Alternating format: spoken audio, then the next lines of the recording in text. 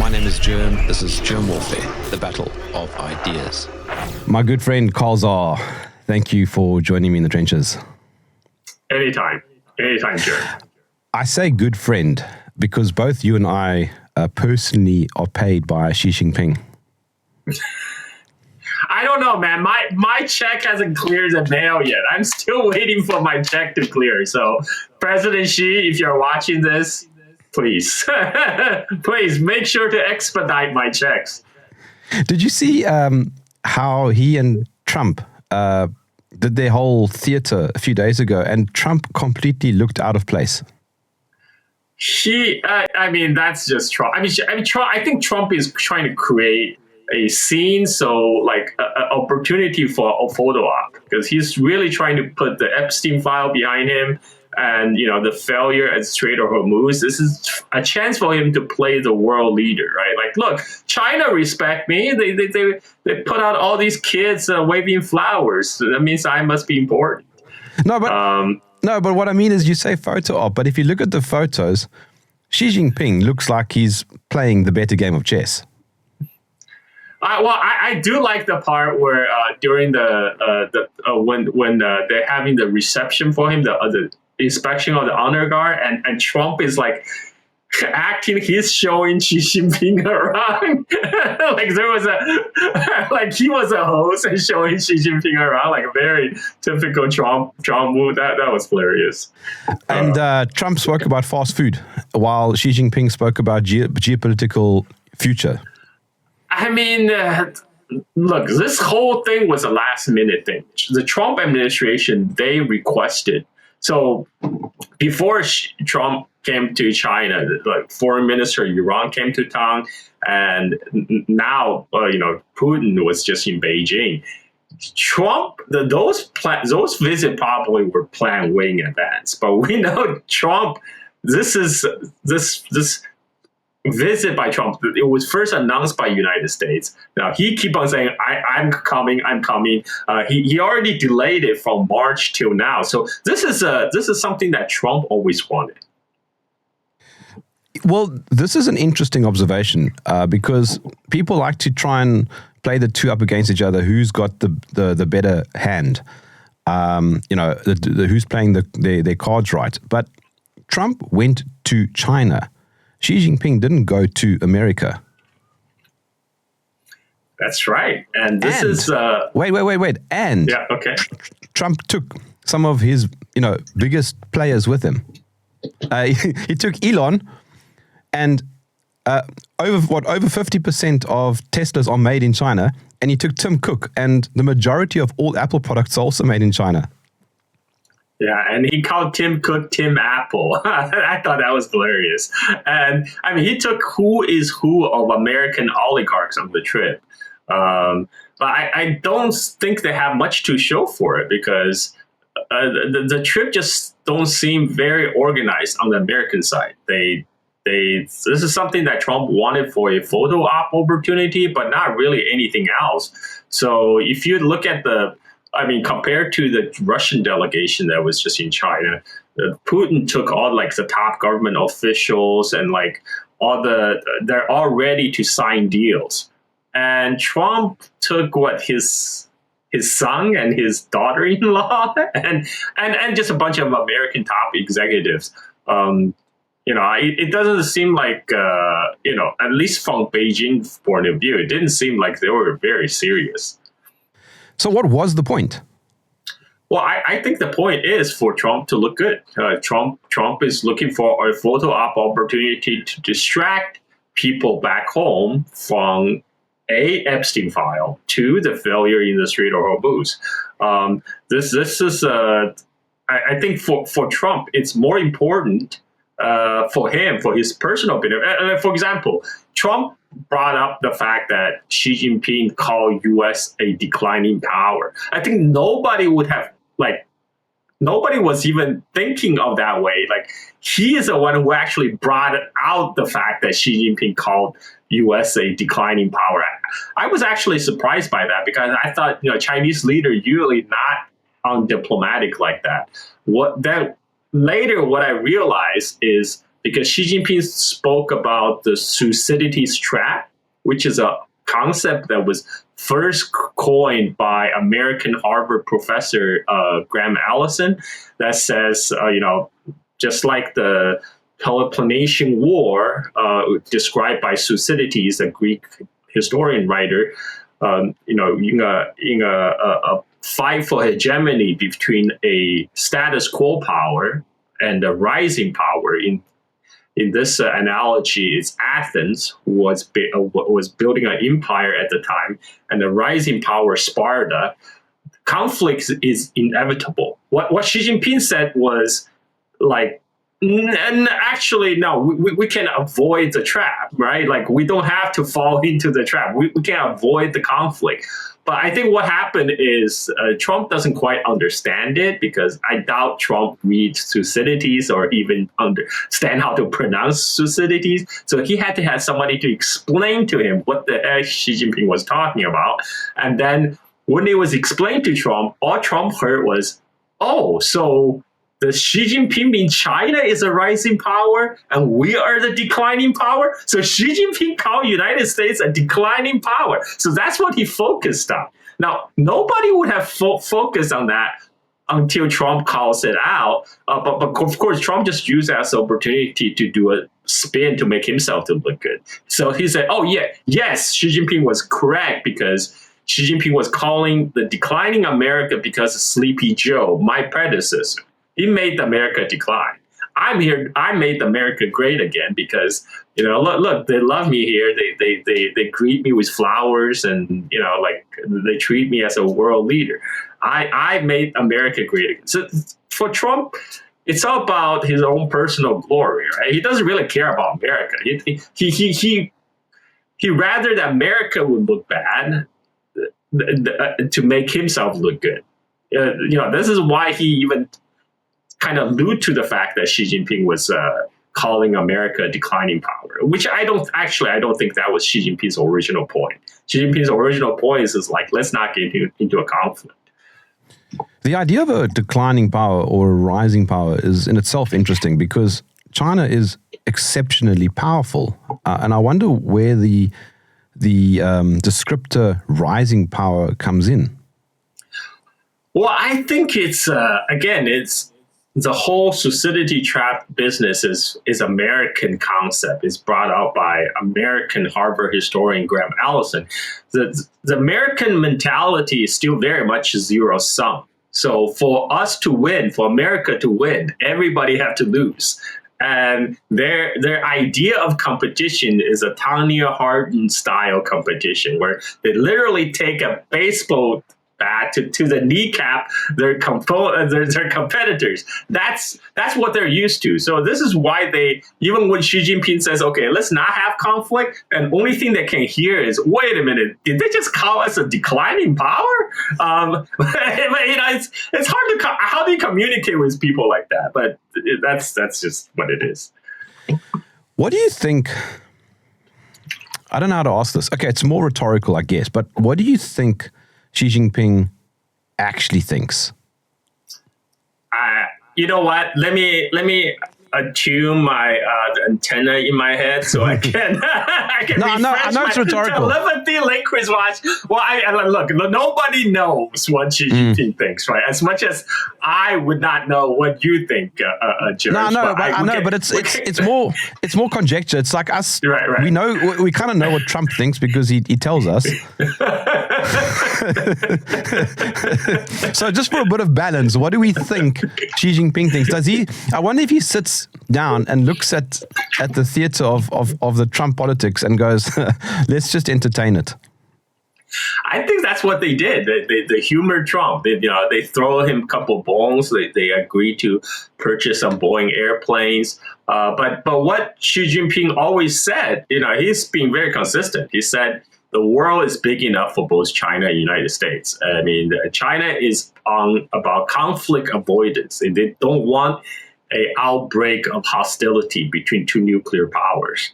But that's something that I don't know why it is so hard for American leadership to understand. It's like not everybody is out to try to go after your top hegemon spot. But America is like the golem in the Lord of the Rings, right? It's hoarding this hegemon status, like my precious, my precious. So it's hard to deal with somebody like that. When the journalist, did you see that clip? He was asking Trump about Taiwan, and you're standing right next to Xi Jinping, and Trump completely ignored the question, and it was very, very obvious. Now, under any other circumstance, Trump wouldn't avoid such a question. Trump was on his best behavior on this trip. He knew when to shut up. And because he would just know, like, these kind of baited questions, it's hard to have a good answer. So better just ignore it.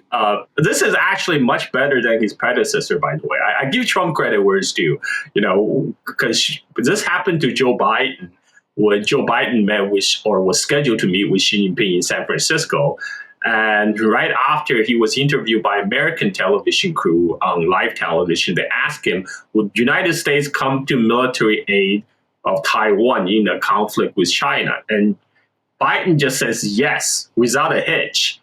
And you can just see all the aides, White House aide behind him go like, oh, dude, this guy just like blow away decade-long American strategic ambiguity on live television. And later the White House have to walk back that statement. It's like, oh, he didn't understand the question. What do you mean he didn't understand the question? Because he's a senile old man that barely understand what's going on.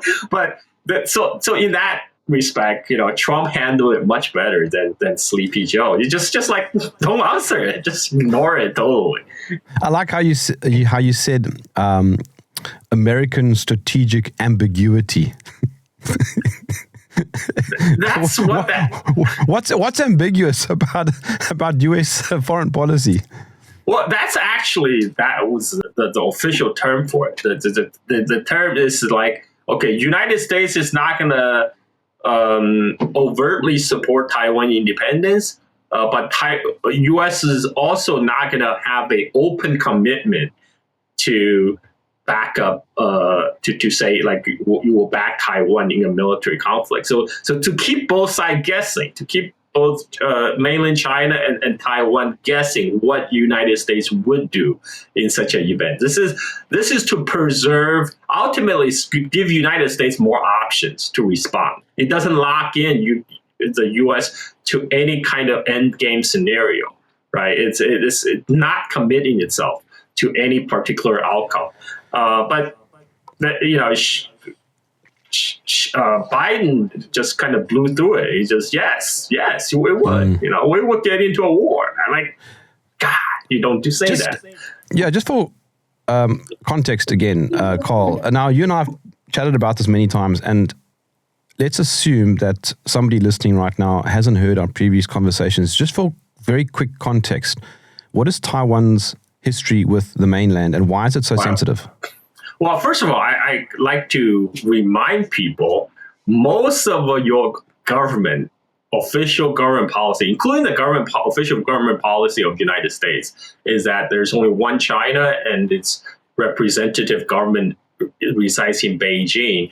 And they recognize China's claim that Taiwan is part of China. That is being pretty much the official government policy of the majority of the government in this world. And the UN? Taiwan is not in UN, is it?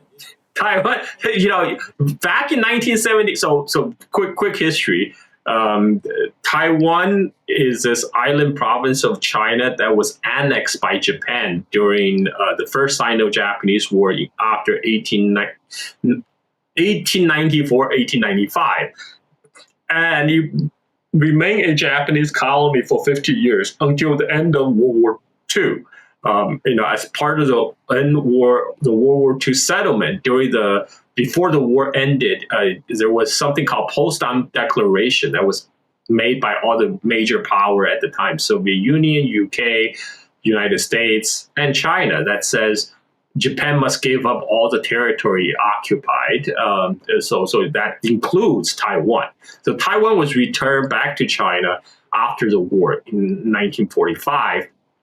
But right afterwards, a Chinese civil war broke out on mainland China. And when the dust settled, the communist side won the civil war. And the former Chinese government, the nationalist government of China, they escaped from mainland China and they moved to Taiwan. So then for the next 20 years, United States and many Western governments pretended the government that was in Taiwan was in fact the only legitimate government of all China. So this is why the Chiang Kai-shek's government on Taiwan occupied China's seat on the UN Security Council up to 1971. And in 1971, there was a general vote in UN. The UN resolution was to throw out the Chiang Kai-shek's regime from UN and give the China's UN seat back to PRC, People's Republic of China, the government in Beijing. So that is a reality. That has been the case since 1971. So most of the United States at one point they did maintain an embassy on Taiwan, but then as a result of Nixon's visit to China and as a result of normalization of ties between China and the United States, U.S. no longer have an embassy on Taipei, but they only have an embassy in Beijing. So this is like a lot of the Western media will have you believe that Taiwan is a separate entity, is a country, but what they don't tell you is most of their government don't even recognize that Taiwan is a country by the mere fact that they do not maintain embassy in Taipei. They don't recognize the government on Taiwan. Yeah, but okay, so we are sitting now with Taiwan today as a country. If you talk to any average Joe, you'll say, of course, it's a country. They even have a president. Okay. Again, you can call yourself a president if it's not recognized.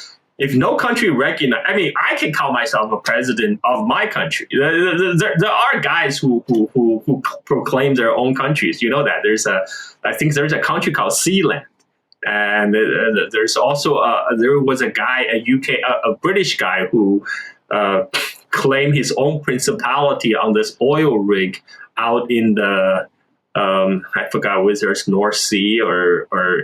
But anyway, so a lot of people do. There are quite few people who could do that. There's a guy in Australia also. He even issued his stamps and stuff. But it doesn't mean it's a country. Because if no other country recognize it, you can call yourself a country. You can give yourself whatever title you want, president or king. But it needs recognition, right? It needs recognition from the others. That's where the legitimacy comes from. But there seems to be a strategic location of Taiwan for Western interests. Well, of course. I mean, General Douglas MacArthur, the U.S. commander during the Korean War, he actually said Taiwan is an unsinkable aircraft carrier, all anchored off the coast of mainland China. And that's essentially the role Taiwan played throughout the Cold War. U.S. had about 60,000 troops rotating through Taiwan during the Vietnam War era, and he actually placed nuclear-tipped missiles in Taiwan pointing at mainland China. So, but that changed again when Nixon visited China. So all the U.S. troops pulled out, the nukes got pulled out. That formed the basis of the current China-U.S. relationship, was the joint Shanghai communique signed by Richard Nixon and Chinese Premier Zhou Enlai in Shanghai in 1971. And part of the Shanghai communique is what United States call a recognize a one China principle. What it says is the United States recognize the Taiwan issue is a problem to be resolved by Chinese people on both sides of the Taiwan Strait, and United States recognize that recognize there's only one China, which is representative in Beijing, and United States recognized that Taiwan is part of China. And this, the US President Jimmy Carter repeated that on television when US and China formally established ties in 1970, I think it was 1978. So over here, you mentioned World War II earlier, and so just to confirm what you're saying, in 1943 there was the Cairo Declaration, which was signed by the US, UK, and China, where they all three explicitly stated that Taiwan should be, quote, restored to the Republic of China. That was after Japan's defeat. And then the Potsdam Proclamation, which was in 1945, reaffirmed the Cairo Declaration, and then Japan itself, through its own defeat, agreed. Yes.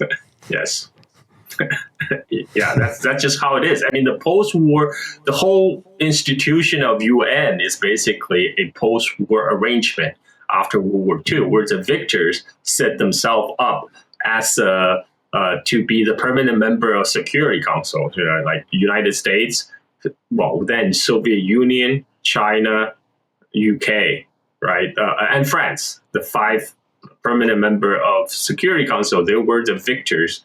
The words of I had to France. I have to. So these are the victors of the World War II, and that's why they have a veto power on the UN Security Council. Yeah. But Carl, did you know that Taiwan's Han population is bigger than that of the mainland's Han population? Well, I mean, percentage-wise. So Taiwan is like 98% Han, right? And it was 2% indigenous population, whereas mainland China has more different ethnicities. So like the percentage of Han population on mainland, I think you see like either 90 or 91%. So, not percentage-wise, Taiwan is more Han than mainland China, yes. Yes, but the point is that Taiwan, per capita, is more Chinese. Per capita, sure. And But as we find out on the in our trip to China, remember there are different degrees of being Chinese. Yes, of course. There's a Hong Kong, there's Shanghai, and there's Beijing. There's different levels of being Chinese. Yeah. But the reason why I'm asking you about Taiwan is because it's one of the primary talking points, the US and Taiwan. What would happen actually if the mainland, let's say, took back Taiwan, and conversely, what's wrong with just leaving it as is? Well, so right now, I mean, in practice, the mainland policy right now is if you don't declare formal independence, then everything everything is on the table. We can talk about reunification, or we can talk about economic reintegration. As long as you don't declare formal independence, we'll be okay with that. So that is a red line drew by China. So in essence, the status quo that have continued since 1949, China is okay with the current status quo. But what they do not want is they do not want the government on Taiwan to declare formal independence. Like that would trigger a Chinese military response. Well, this is at least according to the Chinese government. That is a red line. What would happen if? Well, first of all, Taiwan being a U.S. client state, they would never declare formal independence unless they've been pushed by United States to do so, because that it just does not happen. Like they just will not make such a big bold move without explicit approval and maybe encouragement from United States. And what the Trump trip, both this one and the previous one, what the Chinese leadership have told him, like, look, Taiwan is our red line. We don't want you to push it. We don't want you to push an envelope on this. And this is why Trump made the comment later after his trip, when he was asked by American reporter about Taiwan, what are we going to do? And Trump says, look, they're very close to the mainland China. They're very far away from us, you know? So what do you expect me to do about it? They're just very far from us, which is the truth, which is just stating the reality. U.S. would have to cross the entire Pacific Ocean to fight China on the other side. Whereas, China this is on China's doorsteps. So I think I don't think that any kind of military action is imminent currently on the Taiwan Strait. I mean, that's basically the sentiment on both sides of the Taiwan Strait, because I don't think the Taiwan government at this time is about to just suddenly say we're gonna hold a referendum on independence, or we're gonna declare formal independence. Because even the current leader of Taiwan, whose party platform explicitly mentioned Taiwan independence as their ultimate goal, has come out and said, look, we don't need to declare formal independence because the Republic of China on Taiwan is already independent since 1911. So we don't have to declare it. So, I mean, that's way of his weasel out of this question. And so, which means they're basically a status quo party in essence. They just like to poke the panda once a while for domestic election purposes. But they're not really serious about changing the status quo as is, especially if they don't have the encouragement and approval from the United States. So basically what you're saying, Carl, is that Taiwan will go back to China if America decides. So that's a good question, because essentially the whole Taiwan issue is not really an issue between the island of Taiwan and mainland China. This is really an issue between China and United States. The resolution, ultimate resolution of the Taiwan issue, depending on the power balance between U.S. and China. So I think right now, the most likely the status quo will persist for quite some time. But I think what we could look forward to is eventually the gravitational pull of the Chinese economy and Chinese culture is such that Taiwan will gradually gravitate toward mainland. This is just by physical proximity, cultural proximity, shared common heritage. These things just will happen naturally, and this is why I think China is playing a long-term game. They're willing to wait it out. They already waited 70 years.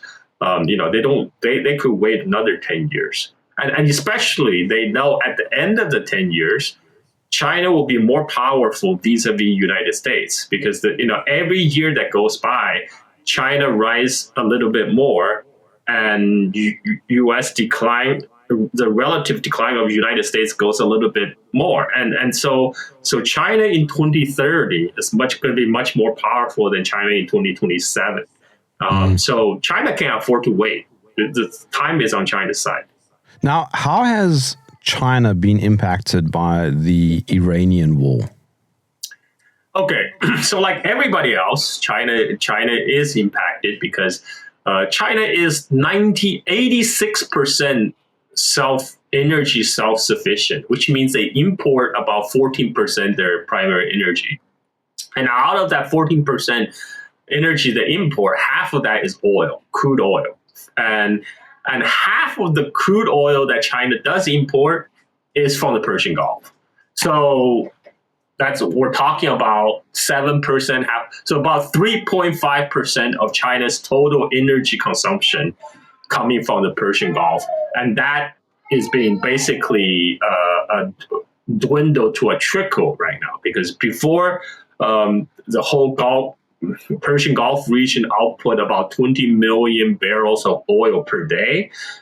And right now, the only oil coming out is basically through the Saudi pipeline that goes from the Persian Gulf to the Red Sea and shipped from the Red Sea port of Yanbu. And that's about, I think the latest figure was about 4.5 million barrels of oil still transiting through Red Sea a day. So you went from 20 million barrels of oil to like 4.5 million barrels of oil.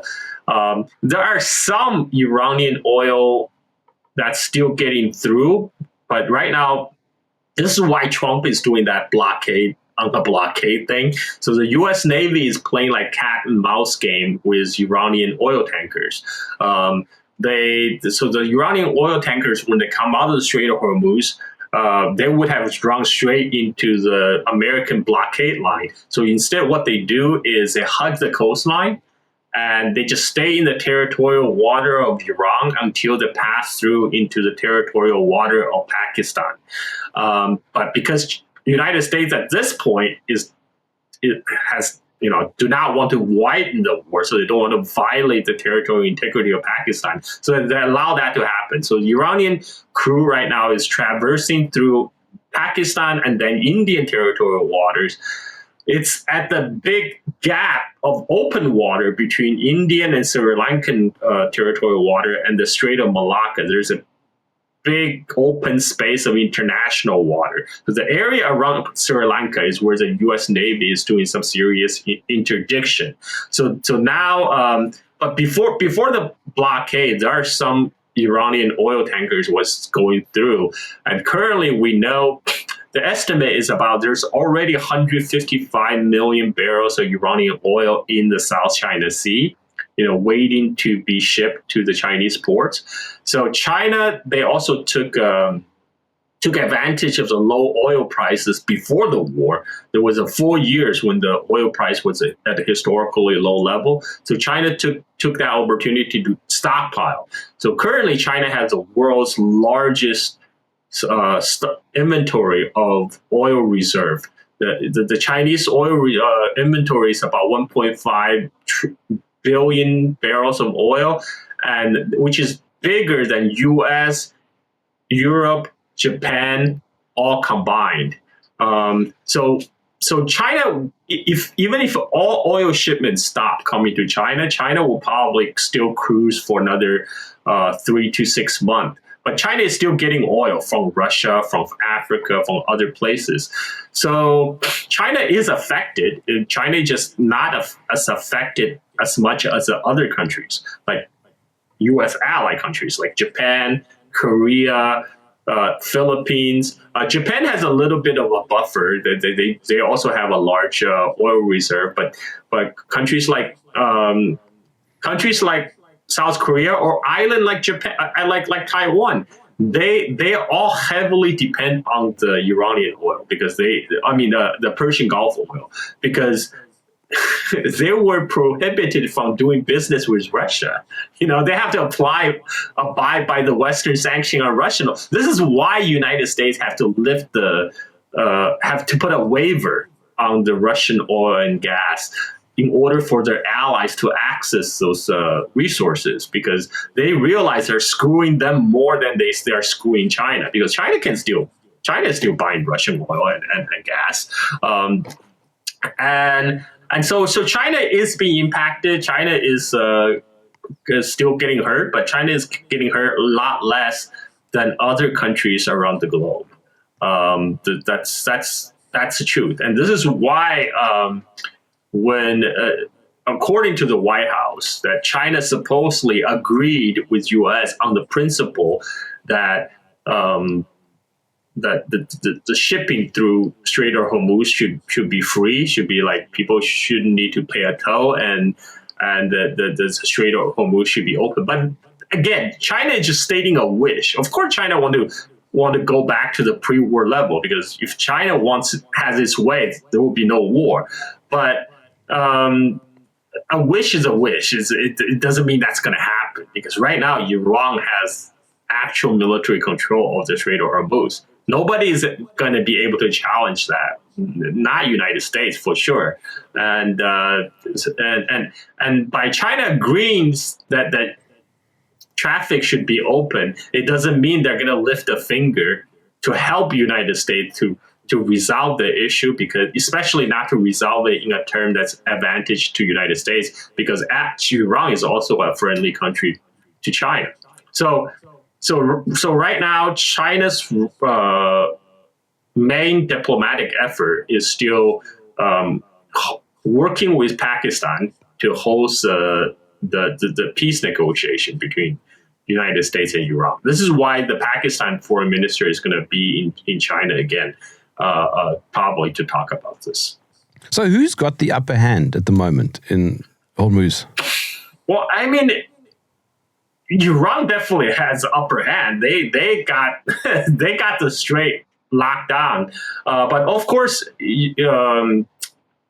Trump didn't want to give them a complete victory. That's why they are now blockading Iranian oil tankers. The idea is if you don't allow anybody else to sell oil, then we're not going to allow you to sell any oil either. So now Trump is playing a game of chicken. But again, this is a bad situation. But for Iran, though, that's their best card. Their best card is their military control of Iran. It's not like the thing is, Americans, they always like look at things like, oh, who's winning? Who is coming on top? Right now, everybody's hurting. Most people around the world is hurting. Like price has gone up everywhere. Like I'm in Indonesia. There's already because what people don't realize is how modern civilization is dependent on oil. And like plastic comes from refined petroleum and fertilizers, sulfur, everything comes from is a somewhat oil or gas derivative. So if you cut that off, you're gonna make life difficult for everybody. The price is gonna increase worldwide because guess what happens? You cut off 20% of the world's natural gas supply or 20% of the world's oil supply. Like when China cannot no longer buy Iranian oil, they'll just buy oil from elsewhere. And what it does is just push the price up for everybody. And this is why it even affects Americans. America, the bankruptcy of American farmers up 45% this month. And 75% of American farmers said they can no longer afford the increasing diesel price and fertilizer price. Which is probably why China is pushing EVs. You got it. I mean, like the one biggest reason for China's push for electrification across the country is because U.S. Navy has talked about this for decades. They're going to choke off China's energy supply through the Strait of Malacca because that's where most of the Middle East and African oil go through Strait of Malacca up to South China Sea. So China had this long-term strategy of developing an EV industry. So they will wean their transportation networks from oil. And China is now also rolling out heavy trucks, electrified heavy trucks. They already electrified their train systems. It's the only thing right now you still depend on oil is jet fuel. But like this is why China built a lot of high-speed rail network around the country that will take off some of the traffic from like regional airlines.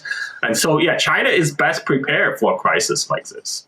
I think Xi Jinping agreed to about 200 Boeings, and I think Trump originally was hoping that he'd buy about 500. I think China was just saying, okay, all right, okay, fine, we'll have some of your Boeings. This is just optics because often because you throw some Boeing orders, this is for Trump to claim that he had a victory. He got a deal. He got a great deal for American workers. He made China pay. But the Boeing pipeline is actually they're incredibly backlogged right now. Even with those 200 Boeing planes that China placed, it's going to take them years to be delivered by Boeing, and this is just because the Boeing's own production bottleneck, and so the numbers really doesn't matter. It's going to take, it's doubtful whether the 200 planes will be delivered by the end of Trump's presidency at the current production rate of Boeing. but this is just something. This is like a commitment. It's like we are committed to order this 200 planes from Boeing. But again, it's just something. China is throwing a ball to Trump. Like, here you go. You can claim victory. But ultimately, China will try to focus on its own domestic airliner production. They're already making the C919. I think they'll probably double their effort on increasing the production of that. But again, airline, they still take the jet fuel is still come from oil. So it's far more likely that they're going to expand even more their high-speed rail network, because that's run on electricity, and electricity can come from any source. I remember when you and I were flying around China. I think we were flying in Airbuses. Yeah. The China ordered about 350 Airbuses.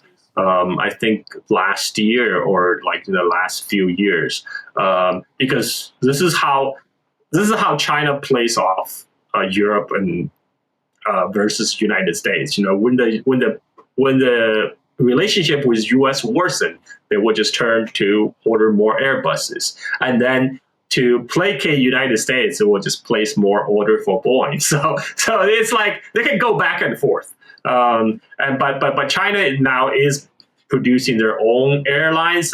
One of the problem though is they're still depending on United States for the airliner engines, from Boeing and GE. Partly is because they want to get certification.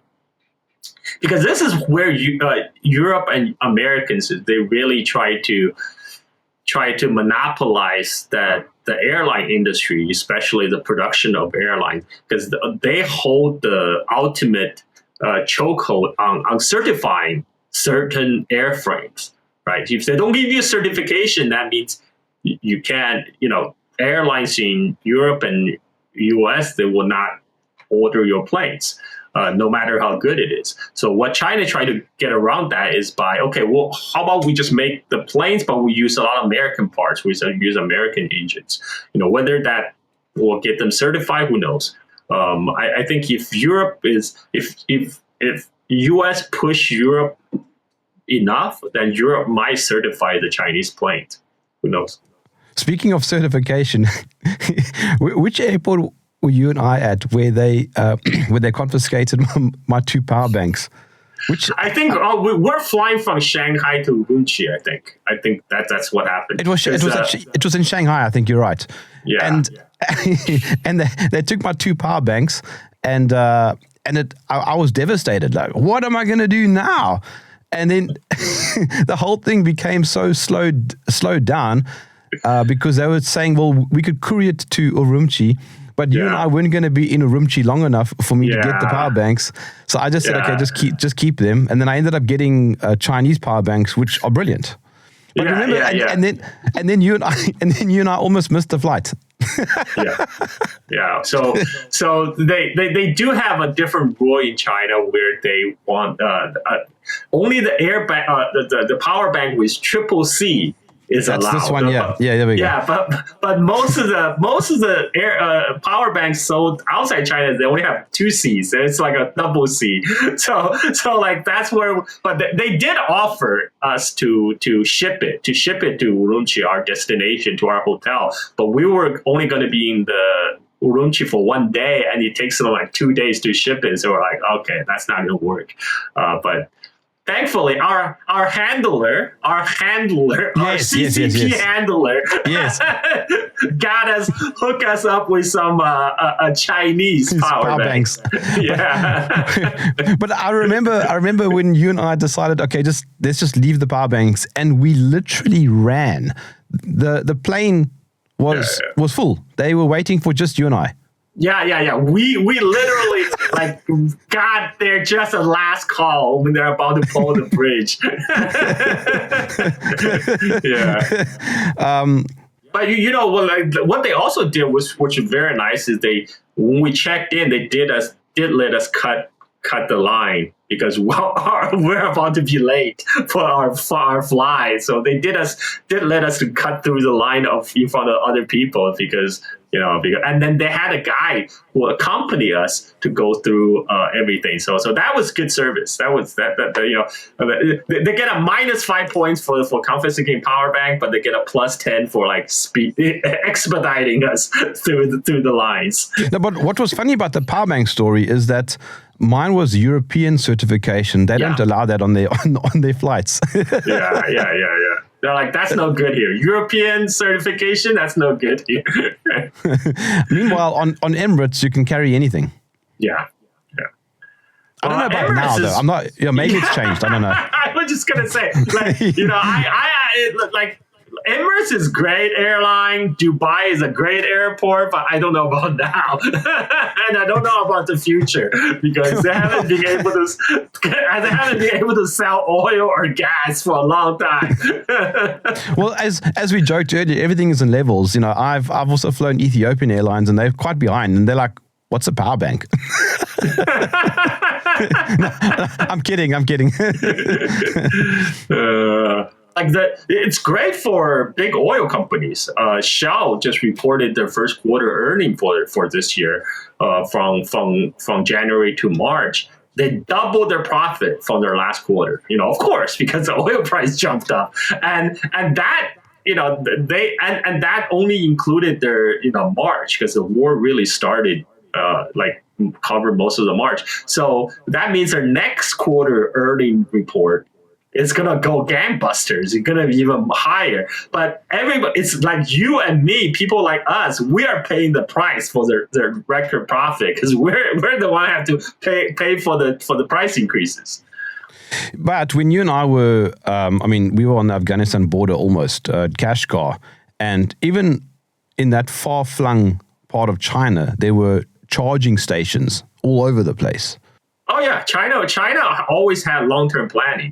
We were in like a small town like Tashkurgan near Pakistan border, near the Pakistan border, and we're like 3,000 kilometers sea level, and the town only have like 50,000 population, and they have charging stations, and they have electric charging stations for electric cars. Lots of them. Yeah, lots of them. Not even a handful. Yeah, and for 50,000 town, people, which is really small by Chinese standard. By the way, was that where we found the burger place? That's where we found the yak burger. That was one of the best moments. There were no burger places throughout China, but we found it almost on the border of Pakistan. Yeah, in a town that only has like 50,000 people, which is a small by Chinese standard, very small by Chinese standard. That is very small. Yeah. But now, Carl, so regarding Iran and Taiwan, what is your prognosis for the next at least 10, 15 years? Well, what happened, paradoxically, the Iran war made the Taiwan war less likely because now even people in Washington are noticing, holy crap, we cannot take on Iran. And if United States cannot take on Iran, forget about taking on China. China has magnitude more missiles and more advanced missiles than Iran. So the likelihood of a kinetic action in Western Pacific between China and United States now is greatly reduced, for the next 10 years at least. But on the other side, in the Strait of Hormuz, now it's unfortunately a deadlock situation, which I don't see to be resolved anytime soon, because the specific demands from both sides, there's just a large gap in what both sides are demanding end to this conflict, because United States want Iran to give up its enriched uranium, its nuclear program, and Iran's like, hell no. Like you would not have attacked us if we actually have nuclear weapon. So we're gonna keep on enriched uranium, and you're gonna accept our control of the Strait of Hormuz. You're gonna pay reparation, and we want to make sure this does not happen again. So you need to get the F out of West Asia, which it's going to be a very bitter pill for U.S. to swallow, because for U.S. to agree to Iranian terms, that would mean the total defeat of the U.S. empire in West Asia. And I don't think this is why Trump is having a hard time finding an exit ramp right now. And this is why we're having this stupid blockade on blockade situation. And my guess is the situation will go on until it's become unbearable for people inside the United States. But it's going to take. There's a time delay effect, because it takes like about 30 to 50 days for oil from Persian Gulf to reach United States. So what that means is the last oil tanker that left the Persian Gulf before the war started, just arrived in the port of Long Beach in California like last week. So the real shortage is just about to begin. People haven't even lived through a real shortage. So I think once a panic sits in, once the stock market, because Trump administration, they do everything by the stock market. That guy has been manipulating the stock market throughout the war by throwing out an announcement at the beginning of the trading week. We have a great deal. Everything looked good. The market rally. And then on Friday, he's like, we're bombing them back to the Stone Ages. And his son, Barron Trump, is probably making a killing on on all these marketing, on all these stock manipulations. But anyway, so right now, before Trump went to China, he actually pointed to the stock market. The stock market is all-time high. So until the panic sets in and people realize, oh crap, we're in this for the long haul, I think we probably won't have a resolution. And we have to reach a critical point inside the United States when people are finally fed up with the price increases to demand, I think, some sort of settlement. Right now, there's just not enough political pressure, I think, on the White House. The most of the political pressure probably comes from the Israeli lobby, which really want this war to go on. Well, funny you say that. I mean, this entire conversation happened without any mention of Israel. Well, we United States just had the most expensive congressional primary ever. Like $15 to $30 million were spent just to unseat one congressional candidate, Thomas Mathie. And right after Thomas Mathie was defeated, you have AIPAC boasting on Twitter, Marjorie Taylor Greene and Thomas Mathie, these two anti-Israel candidates, we got them out. We marshaled the resources and we got the pro-Israeli candidates in. Like, they're literally boasting about it. Yet, if you are pointing out maybe Israeli lobby has too much influence on U.S. politics, you'll become anti-Semitic. It's like they can boast like they just put their own candidate in, but if you point to their own tweet and say, "Wait a minute, what's going on here?" and they'll be like, "Oh, no, that's anti-Semitic." It's anti-Semitic that you have eyes that you can see and you have a brain that you can think. So, and then, of course, Trump only has 2 years left or less. What happens after him? What do you mean? More than 2.5 years. We're only in May. Okay. He has 2.5 years left. This is. But that's not very much. That's not very much if you consider the fact that China has another 100 years. I mean, they work long term, and the US works short term. Look, Jerms, this is all this Iran crisis.